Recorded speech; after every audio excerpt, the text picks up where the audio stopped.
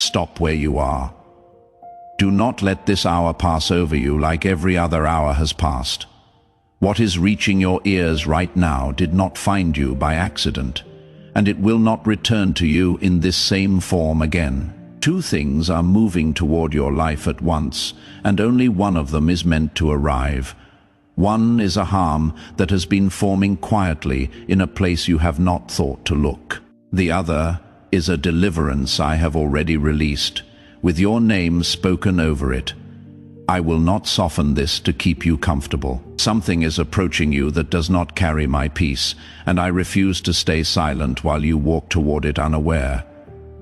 You have brushed against the edge of it already, a conversation that left a strange weight on you, a decision that looked reasonable and yet sat wrong in your chest for days afterward. Those were not moods. That was me pulling at your sleeve, and in this same hour, I have turned a heart toward you. Someone with the means to change your circumstances has been stirred, and they cannot fully explain what they are feeling. They only know the thought keeps returning to them. I have been working in a place you cannot see, arranging what you had no power to arrange for yourself. That is why this moment carries weight, not because I am hurried, but because you are standing in the narrow place where both roads still touch. Hear me clearly. I am not speaking to fill you with fear. Fear makes a person freeze, and I need you moving. I am speaking to hand you sight. There is a version of the coming days where you keep walking as you have been walking, and there is a version where you turn slightly and the harm passes you by entirely. The difference between them is not enormous. The difference is a single act of listening. You know the feeling I am describing. It comes in the quiet, when the noise of the day finally drops away and your own thoughts become audible again. Something surfaces. You push it back down. It surfaces again, a week later, unchanged, patient, waiting for you to stop explaining it away. That returning thought is not anxiety. It is my hand on your shoulder, and I have been steady with you far longer than you have been honest with yourself. Noah heard me before there was a single cloud in the sky. He built in dry weather, while people who were certain of their own safety watched and laughed. Lot was told to leave a city that still looked prosperous the morning he walked out of it. In both cases, the warning arrived before the evidence did. That is how I protect the ones I love. I speak while there is still room to move. So do not wait for proof before you take me seriously. If you wait for the proof will be the damage. I am telling you now, while the sky over your life still looks ordinary, that something has been set in motion that I do not want touching you. And I am telling you in the same breath that I have prepared a way through it, and that way includes provision you have not yet imagined. You have been tired. I know this without you telling me. Not the tiredness that sleep repairs, but the deeper kind, the kind that comes from carrying a weight so long that you have stopped noticing you are carrying it. You have adjusted your whole life around a pressure that was never meant to be permanent. You have learned to make small things stretch. You have learned to want less, so the wanting hurts less. That season is closing, not because you finally became strong enough, and not because you passed some test I set for you. It is closing because I have decided it will close, and my decisions do not wait for anyone's permission. But there is an order to this. The harm must be avoided before the provision can be safely received. A house given to someone standing in a doorway they should have already walked out of does not become a home. It becomes a trap with better furniture. That is why the warning comes first. That is why I am asking for your attention before I hand you anything. I will not place something valuable into hands that are still gripping something that is hurting them. So the first thing I am asking of you is not effort, it is honesty. Look at what you have been tolerating and stop calling it normal. Speak your Amen out loud if you believe these words found you on purpose. There is a quiet at the center of you that I place there myself. And it is the most reliable instrument you own. When something is right, that quiet holds. When something is wrong, it moves. You have felt it move and called it stress. You have felt it move and called it overthinking. You have felt it move and taken another step forward anyway, because stopping would have required a conversation you did not want to have. I am asking you to start reading that instrument properly.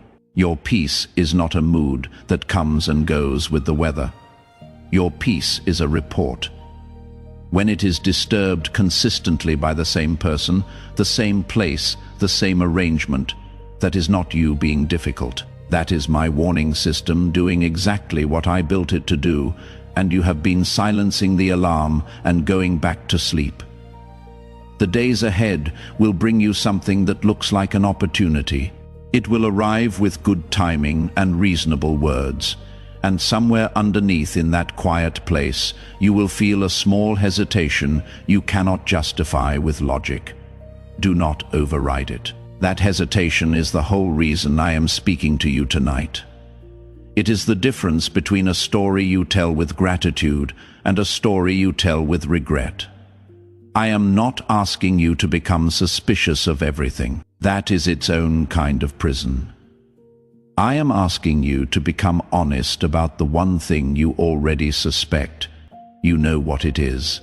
It came to your mind the moment I began speaking, and you moved it aside so you could keep listening comfortably. Bring it back. Look at it directly. Nothing changes in your life until you stop protecting the thing that is costing you. Let me show you how this thing was built, because you have been treating it as though it appeared out of nowhere.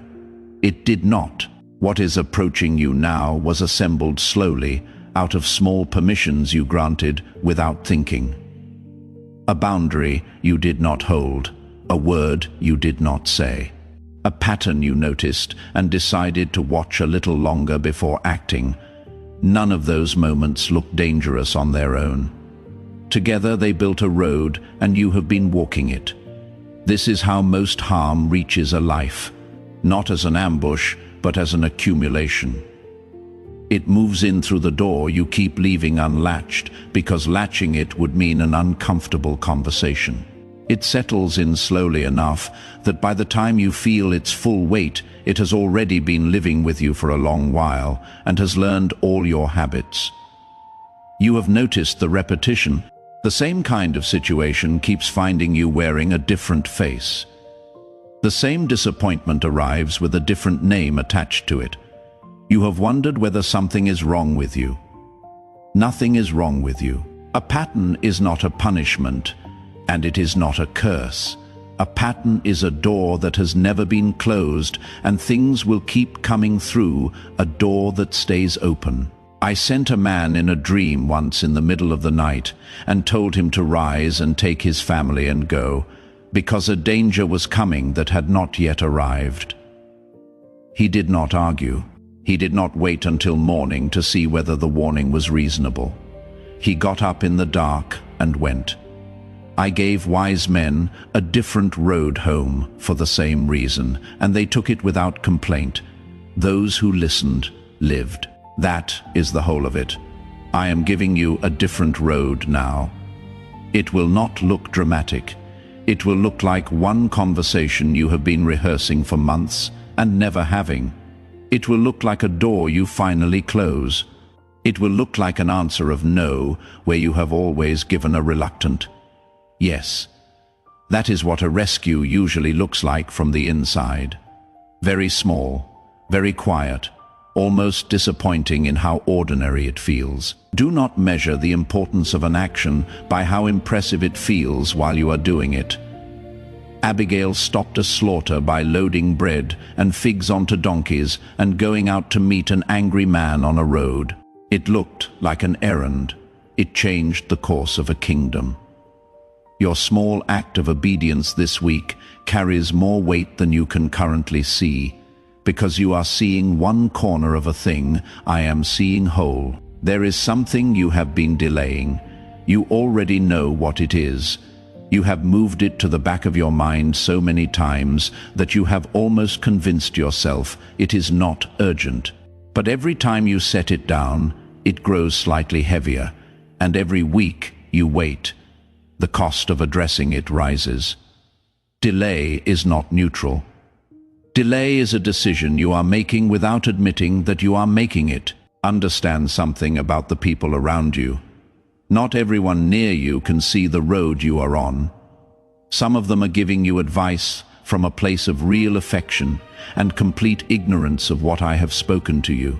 Their words will sound reasonable. They will sound kind, and they will point you back toward the thing I am pulling you out of. Because the familiar is where they are comfortable, and they want you comfortable too. You will have to become willing to be misunderstood for a while. That is part of the cost. When you begin to move differently, some of those around you will feel it before they can name it, and a few will resist it, not out of malice, out of habit. Do not build your defense. Do not make your case. Simply keep walking in the direction I have shown you, and let time explain what words cannot. Guard your peace like it is currency, because it is. When something consistently disturbs the quiet in you, that is information. Stop asking whether the person meant it. Stop asking whether you are being unfair.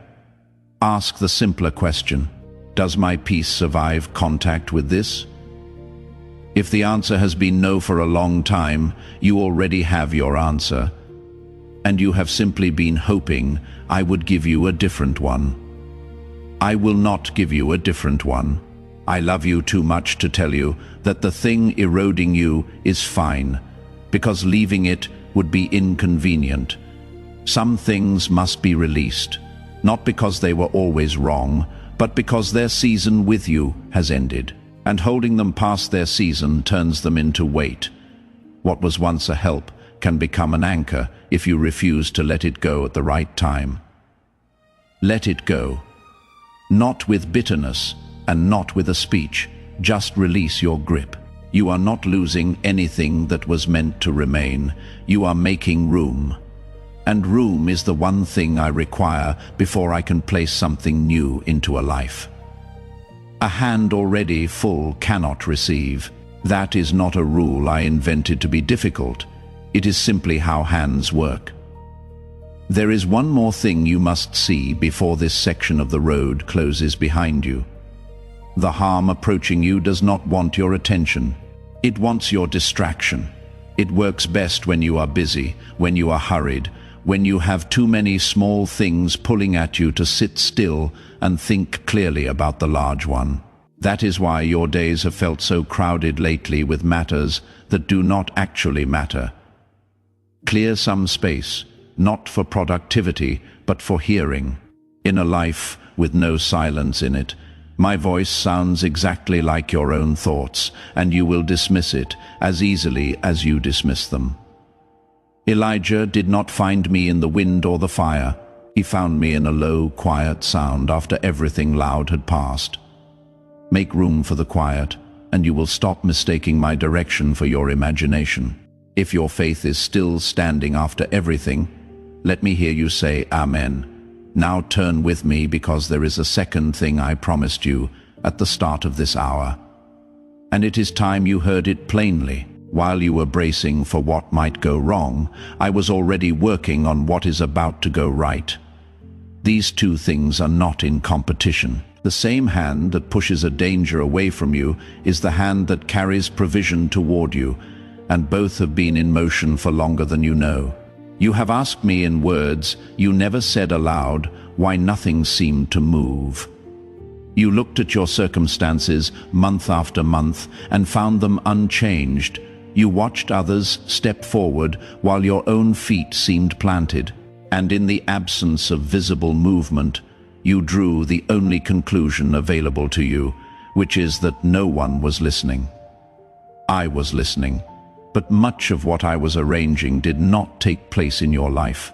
It took place in other lives, in rooms you have never entered, in the thoughts of people whose names you do not yet know. A door in your life often has its hinge in someone else's, and that person had their own road to walk before they could stand where they now stand. What looked to you like silence was a great deal of movement happening outside your line of sight. My child, I am asking you to place a portion of what you have, something of real weight, upon the altar of this work, as gold laid on the scales of this calling.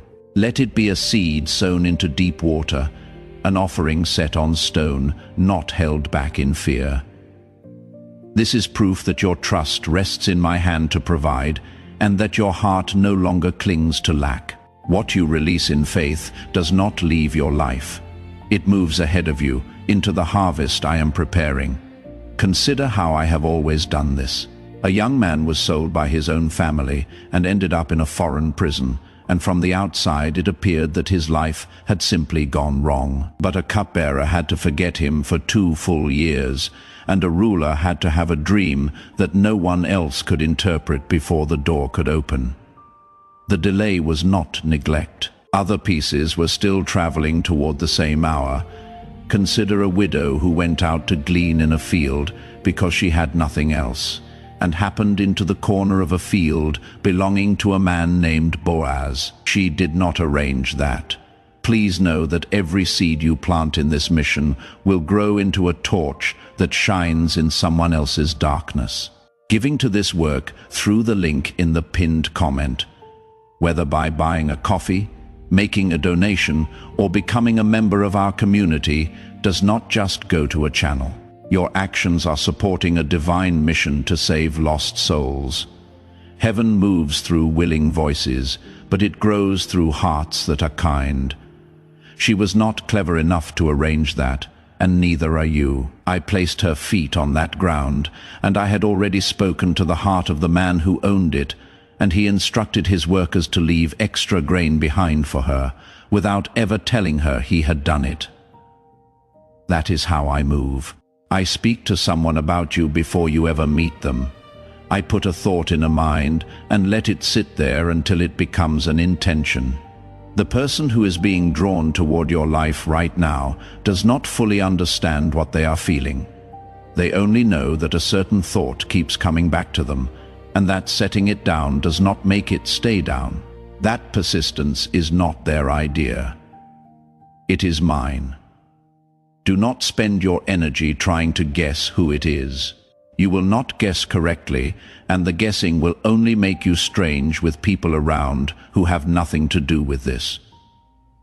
Your work is not to identify the channel. Your work is to keep your hands open and your heart free of the bitterness that would make you unable to receive kindness when it finally comes. That bitterness is a real danger, and I will name it. When a person has been disappointed enough times, they begin to protect themselves by refusing to hope. It feels like wisdom. It is actually a wall, and walls do not know the difference between what is coming to harm you and what is coming to help you. They keep everything out equally. I am asking you to lower yours. I know why you built it. There were promises made to you that were not kept. There were people who said they would come and did not come. There were moments when you allowed yourself to expect something good, and the disappointment afterward cost you more than the waiting had. So you learned to expect less, and the expecting less did protect you from a certain kind of pain. It also made you harder to bless. I am not asking you to be reckless with your heart. I am asking you to distinguish between what people have done to you and what I am doing for you. They are not the same, and treating them as the same is the reason you have flinched at good news. When my provision arrives, it will not arrive with pressure attached. It will not require you to become someone else to keep it. It will feel, above all, like relief. There is a particular kind of tiredness that comes from managing scarcity, deciding which need waits, doing arithmetic in your head that never quite resolves, refusing something small you wanted because the arithmetic said no again. I have watched you do this without complaint for a long time, and I am telling you that I did not build your life to be spent that way. That arithmetic is ending. Stay open. That is all I am asking in this hour. Not certainty, not performance, not some display of faith you do not feel, just an unlocked door and a heart that has not decided in advance that nothing good is coming. I will handle the rest, as I have always handled the rest. And you will look back on this stretch of road and understand exactly what was happening in it. Let me tell you what is actually coming, so that you recognize it when it stands in front of you and do not talk yourself out of it. There are keys involved, real ones, that turn in a real lock, in a place where you will be able to close the door behind you and finally breathe out. This is not a picture I am painting for your comfort. It is a change of address, a change of pressure, and a change of what your days feel like from the moment you wake. You have needed a place that belongs to your life rather than a place you are enduring. Somewhere, the tension in your shoulders drops when you walk in. Somewhere, your thoughts settle instead of circling. What has worn you down these past seasons was never only the lack of room. It was the constant low hum of impermanence. The sense that nothing around you was settled, and therefore nothing in you could settle either. There is provision coming with it, and I want you to understand its purpose. It is not there to impress anyone, and it is not a reward for good behavior. It is there to lift a weight. There are needs you have carried in silence, matters you have never spoken aloud to a single living person, because saying them would have made them real. I have known each one, and I am answering them, not with just enough, but with room to spare. Enough has been your ceiling for a long time. Enough to get through, enough to hold the line one more month. I am moving you past enough, not into excess, but into the kind of margin where a decision does not have to be a crisis, where an unexpected expense does not undo your week, where you can be generous again without calculating what it costs you. That margin is not luxury. It is the ordinary condition I intended for you.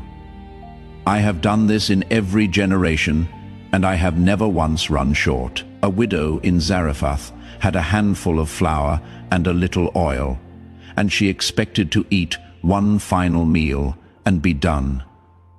She gave from the last of it first, and the jar did not empty. Not because the jar was magic, but because I refused to be outgiven by anyone. And I have never once let a person's trust in me become the reason they went without. I sent birds with food to a man hiding by a brook because ordinary supply lines had failed. I gave a servant in a foreign palace such favor with a king that he walked out with letters in timber and the authority to rebuild a ruined city. I moved a woman of means to build a small room with a bed and a lamp for a passing prophet, simply because it came into her mind to do it. I have never lacked for methods, so do not narrow your expectation to the 1 or 2 channels you can imagine. You have been trying to calculate how this could possibly happen from where you sit, and finding no route, you have concluded there is no route. Your arithmetic is not wrong. It is simply incomplete, because it only includes the resources you can see, and most of what I am moving is not yet visible to you. There is something else this provision restores that matters more than the money, and I want to name it clearly. It restores your dignity. There have been rooms you walked into with a knot in your stomach because of what you could not afford. There have been moments you laughed off an invitation because saying yes was impossible. There were times you made yourself small so that no one would ask questions. I saw every one of those moments, and none of them sat easily with me. You were not made to shrink. You were not made to explain yourself, or to carry a quiet embarrassment about a situation that was never a reflection of your worth.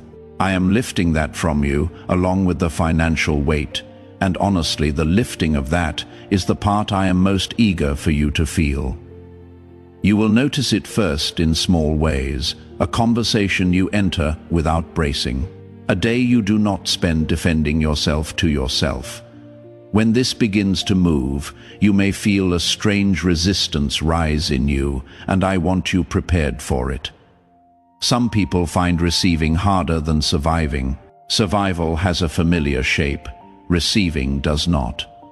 You may catch yourself looking for the catch, waiting for the withdrawal, wondering what will be asked of you in return. Nothing will be asked of you in return that you cannot gladly give. This is not a debt. It is a release.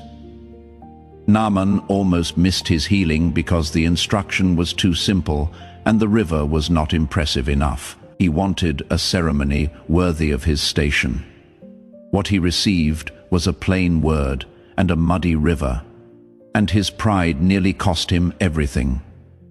Do not let the ordinariness of how this arrives cause you to dismiss it. My provision does not always announce itself with trumpets. Sometimes it arrives looking like an ordinary conversation that goes unexpectedly well. Keep your eyes on the substance and not on the packaging. If it brings peace with it, if it settles rather than agitates, if it fits your life without requiring you to distort yourself, it is from my hand. That is the test, and it is a reliable one. What comes from me carries a particular quality of rest with it, and you have known that quality before, even if you could not have described it. I am moving toward you, not slowly and not with hesitation. And what I am bringing is not a patch over a difficult season. It is a floor to stand on, so that everything I have planned for you afterward has something solid beneath it. You cannot build upward from unstable ground. That is why the ground comes first. But there is work to do in you before this settles, and I would be doing you no kindness if I skipped past it. A change in your circumstances does not automatically produce a change in your thinking. If your mind stays where it has been, you will carry the habits of scarcity into a season of abundance, and those habits will spoil it faster than any outside trouble could. I have seen it happen. People come out of a hard stretch and cannot stop bracing. They hoard. They cannot rest in a good day because they are watching the horizon for the next bad one. They receive something generous and immediately begin calculating how long it will last, and the calculation steals every hour of enjoyment from it. I do not want that for you. So let me speak to the way you think, not only to what you own. The first thing to release is the suspicion that good things must be paid for later. That belief did not come from me. It came from experience, and your experience has been real, but experience is not the same as truth. There is no invoice attached to what I am giving you. There is no reversal waiting in a drawer somewhere. You may stop scanning the sky. The second thing to release is the sense that you must earn your place. You have been working to justify your existence for so long that rest feels like negligence. When the pressure lifts, you will feel an odd guilt, as though you should be doing something. Sit with that feeling until it passes, and it will pass. Your worth was never a function of your output, and it will not become one now that your output can finally slow. The third thing to release is the story you have been telling about yourself. Somewhere along the way, you began to describe your own life in terms of what has gone wrong in it. That story became a habit, then a comfort, then an identity. It is no longer accurate, and holding on to a story that has stopped being true will make you feel like a stranger in your own new life. There is one more habit I am asking you to break, and it is the habit of postponing your own life. You have said to yourself, when this settles, then I will begin. When the pressure lifts, then I will make plans. You have kept your hopes in a locked drawer because opening the drawer felt dangerous. Open it now, begin thinking about the years ahead as though they belong to you, because they do. Say your amen where you stand. if you trust the hand that is already moving on your behalf, you have grown more than you have credited yourself for. The person who first began to struggle would not have handled what is coming well. They would have spent it quickly or given it away to the wrong people out of a need to be liked, or hidden it out of fear. You are not that person anymore. The years did that, and though the cost was high, the result is real. And I am not going to pretend the cost was nothing. I will not tell you that everything you went through was a lesson. Some of it was simply hard, and hard things do not require a purpose to be survived. But you did survive it, and something in you was forged in the surviving that could not have been given to you any other way. That forged part is what will hold what I am placing in your hands. It is the reason I am placing it now rather than 5 years ago. There is a discipline I want you to keep as the pressure comes off, and it is this: stay slow with your decisions. When resources arrive after a long absence of them, there is a temptation to move fast, to solve everything at once, to say yes to every request that appears. Do not. Let a week pass before large decisions. Let a month pass before permanent ones. Speed is where good provision most often goes wrong. You will find that certain people appear around a change in circumstances the way birds appear around scattered grain. Some of them will love you honestly. Some will love the change. You do not need to be cynical to be careful, and you do not need to accuse anyone to simply not explain everything. Discretion is not dishonesty. Some of what I do in a life is meant to stay between that life and me. Gratitude is the thing I want most from you in this, and not because I need to be thanked. I have no need you could meet. I ask for gratitude because of what it does inside the one who gives it. A grateful person stays clear-eyed. A grateful person does not begin to believe they arrange their own rescue. And the moment you begin to believe that, you will start protecting what came to you instead of enjoying it. And protecting is exhausting in a way that enjoying is not. 10 men were healed on a road, and 1 came back. The other 9 were no less healed, but the one who returned received something the others did not, and it was not additional healing. It was relationship.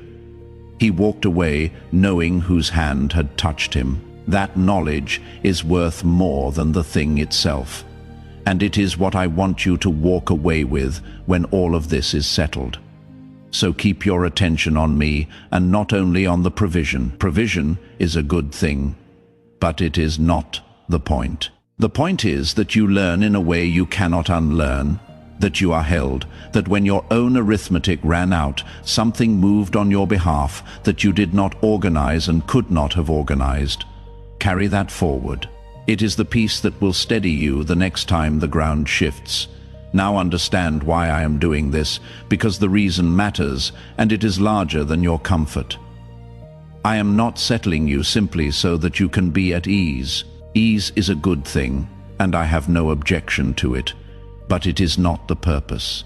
I am giving you solid ground, because there are things ahead of you that require solid ground, and a person managing a crisis cannot carry anything for anyone else. You have been unable to help in ways you wanted to. You have seen needs around you and had nothing to offer but sympathy. And that has quietly grieved you more than your own lack did. Those you love have gone without things you would have given them if you could. I know how that has sat in you. That season is ending too. And when it does, you will discover that having enough to give is one of the deeper joys available to a person. There are people connected to what I am doing in your life who do not yet know your name. That is how this works. What I place in one life is rarely intended to stop there. A person is lifted, and from that lifted position they reach someone who could not have been reached from where they were before. You are being positioned, not merely relieved, and the positioning is the more important half. So do not let this make you small and careful. There is a version of receiving that closes a person down, that makes them guard and count and hold. That is not what I am building in you. I want your hands to stay the way they are right now. Open, because open hands both receive and give, and a closed hand can do neither. There will come a point, and it may come sooner than you expect, when everything feels ordinary again. The urgency of this hour will fade. Your days will fill with their usual matters, and that is precisely where many people lose what they were given, because they mistake calm for the absence of anything requiring their attention. Stay awake in the calm. That is the harder discipline, far harder than staying awake in a crisis. Crisis makes a person alert without effort. Peace makes a person comfortable.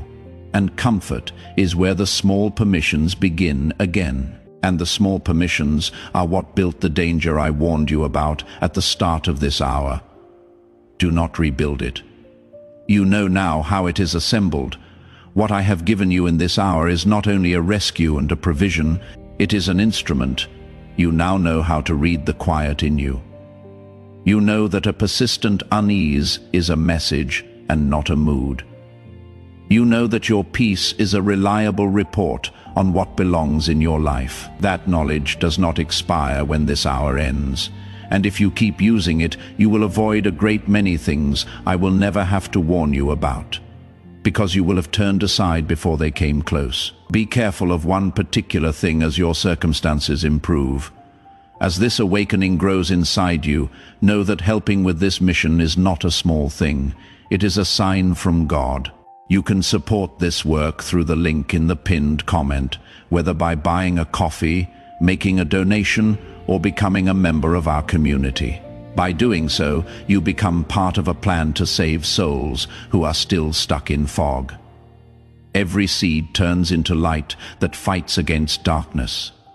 If you water others, you will be watered yourself, and it is the sound of your own confidence. Success has a way of making a person stop asking. When things go well for long enough, people begin to trust their own judgment in matters where they used to consult me. And the drift is so gradual that they do not notice it until they are somewhere they never intended to be. Keep asking. It costs you nothing. And it has saved you more times than you know. There will be those who look at your life and cannot account for the change in it. Some will be glad for you without reservation, and you should keep those people close. Others will be unsettled, and their unsettlement will come out sideways as a question that is not really a question, or a compliment with something else inside it. Do not take that on. Their reaction is a report about them and not about you. You owe no one an explanation of what happened. Not everything I do in a life is meant to be laid out for inspection. Some things are given quietly and are meant to be held quietly, and there is a strength in the withholding that is very different from secrecy. When you speak of it, speak of me, and let that be enough. I want you to notice something about how you feel right now compared to how you felt when this hour began. Something has loosened. You came in carrying a weight you have grown so used to that you had stopped registering it, and somewhere in the last stretch of these words it shifted. That shift is not emotion, and it is not imagination. It is the first movement of the thing itself. Hold on to it as your days resume, not by straining and not by repeating words to yourself, but by remembering that you were spoken to and by acting like someone who was. The acting is what makes it permanent. Awareness without action fades within the week. Awareness that changes a single decision becomes a new way of living. And a new way of living is what I am after in you. Notice also what begins to fall away on its own. As you move differently, certain arrangements will simply stop holding together. A connection that required constant effort will grow quiet without any confrontation. A commitment you dreaded will end without your having to end it. Do not chase after those things to repair them. What cannot survive your new direction was not built to travel with you, and its leaving is part of the clearing, not a loss you must grieve, and notice what begins to arrive. New things rarely announce themselves as significant. They come as a passing remark, an introduction that seems incidental. A piece of information that arrives at an odd moment. Pay attention to what keeps returning. Anything I am bringing toward you will knock more than once, and it will carry that same quality of rest I told you to look for. You will not have to force it, and you will not have to talk yourself into it. We have walked a long road together in this hour, and I do not want you to leave it holding only a feeling. Feelings fade by morning. I want you to leave holding a decision, because a decision survives the night. So before this closes, settle it in yourself. Decide that you will act on the one thing you already know needs acting on. And decide when. Not someday, name the day. The thing that surfaced in you when I first began speaking. The one you moved aside so you could keep listening comfortably. Give it a day. That single act of naming is what turns everything you have heard from a moment into a change. Without it, this becomes another good hour that altered nothing, and you have had enough of those. I am not asking for a transformation. I have never asked anyone for a transformation. I ask for a step, and then I meet the step. That is the whole arrangement, and it has never been more complicated than that. A man stood by a pool for 38 years, waiting for the water to move, and when I finally spoke to him, I did not heal him where he lay. I told him to get up and pick up his mat. The strength arrived in the standing, not before it. So stand up. Whatever standing up looks like in your particular life this week, do it. And you will find that what you needed to do it was waiting on the other side of the movement rather than in front of it. That is why you have felt unequipped for so long. You have been waiting to feel ready before acting, and readiness does not work that way. It is issued at the moment of use. What is coming to you is secure. I want you to hear that word and let it sit. Secure. Not fragile, not conditional, not something you must perform well enough to keep. What I establish with purpose, and I do not build things that require your anxiety to hold them upright. You may stop bracing against its removal. It is not going anywhere. There will be a morning, and it may be closer than you think. When you wake and notice that the first thought of your day is not the calculation. For years, the arithmetic has met you before your eyes were fully open. One morning, it will simply not be there, and you will lie still for a moment, trying to identify what is different. That morning is coming. Mark my words when it arrives. And there will be a moment when you stand in a doorway that is yours, with the door closed behind you and quiet in front of you, and something in your chest will let go that has been held tight for years. You will not have words for it. You will not need words for it. That release is the thing I have been working toward this whole time. More than the walls, more than the provision, more than any of it, I want you at rest. Not idle, not passive, but at rest in the way a person is at rest when they finally stop bracing for the next blow. You have been living at attention for so long that your body has forgotten another posture is available. It is available, it is being restored to you, and when it comes, do not distrust it. Peace is not the calm before something. Sometimes peace is simply peace. Carry forward what you have learned here. You know now how to read the quiet in you. You know that delay is a decision. You know that guarding your peace is not selfishness. But obedience, you know that when a thought will not stop returning, it is not your anxiety speaking, it is me. Use these. They are yours permanently, and they will serve you long after the details of this hour have blurred. And know that I am not withdrawing once this settles. I am not a voice that speaks in emergencies and then goes quiet during ordinary weeks. I will be there in the ordinary weeks, in the small decisions, in the conversations you are unsure about, in the moments when something feels slightly wrong and you cannot say why. That feeling will always be me. And now you know it. You are not the same as you were when this hour began. You came in braced, half expecting more of the same, carrying a suspicion that nothing was moving. You are leaving with your eyes open, with a warning you can act on, and with the knowledge that something has already been released toward you, that no one can call back. That is not a small difference. That is the difference between a person things happen to and a person who sees them coming. There is a promise I want to leave in your hands before the quiet returns. What I begin in a life, I finish. I have never abandoned a work part way through because it became difficult or because the one I was working in grew tired. Your tiredness has never been a reason for me to stop. If anything, it has been the reason I moved. And if a day comes when the change feels slower than you hoped, do not read the slowness as absence. Some things settle over weeks rather than hours.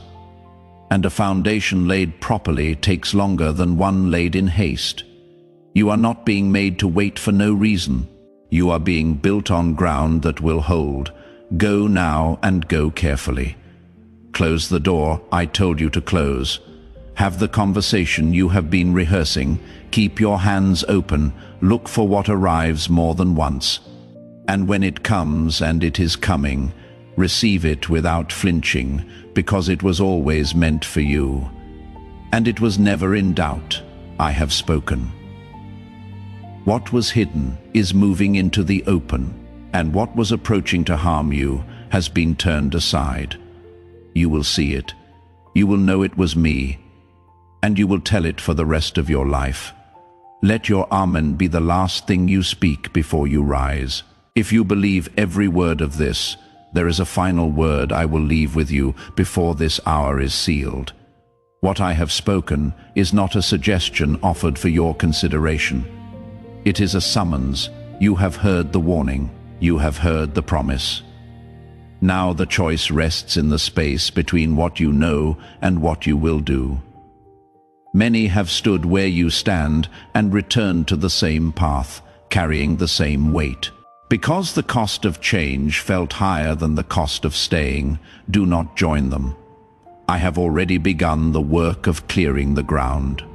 Certain pressures that have pressed against you for seasons will lose their grip. Without your having to force them, watch for the sudden quiet where there used to be noise. Watch for the absence of a demand that once arrived like clockwork. These are not coincidences. They are the first signs that the road behind you is closing and the road ahead is being made ready. Do not look back to measure what you are leaving. Looking back has a way of making the familiar seem safer than it was. Lot's wife turned for one glance and lost the freedom that had already been given. Keep your face set forward. The provision I have prepared does not require your perfection. It requires only your willingness to receive it with both hands empty of what no longer belongs. Rise now, the hour is complete. Speak your Amen and walk.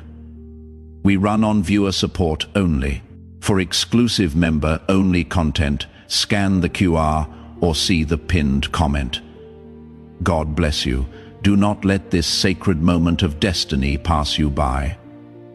Your breakthrough is waiting. If you desire to deepen your connection, join Archangel Michael's Inner Circle immediately through the exclusive link in the pinned comment, whether by buying a coffee, making a donation, or becoming a member of our community. This is how you guarantee you never miss the direct, personalized messages that are specifically meant to elevate and empower your life.